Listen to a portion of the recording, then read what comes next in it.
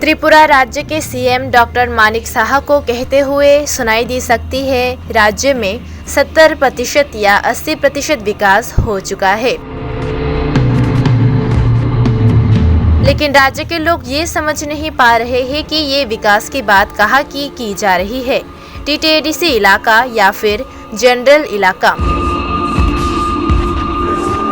हमारे कैमरे में एक छवि कैद हुई टीटीडीसी क्षेत्र की विकास की छवि, आंखों से देखने लायक। 49 छावनी विधानसभा क्षेत्र के गोविंदाबारी में त्रिपुरी समुदाय के इलाके में स्वर्ण युग बीतकर हीरा का युग आ गया। लेकिन देखा जाए, हीरा तो दूर की बात है, इस क्षेत्र में जला हुआ पीतल तक नहीं मिला लोगों को।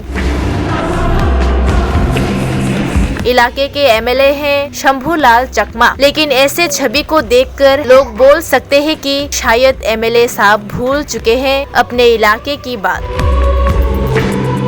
इलाके के लोग जैसे जी रहे हैं, उन्हें कोई सुविधा मिली कि नहीं, वे कौन सी दुविधा में हैं, ये सब देखना ही तो एक एमएलए का काम होता है।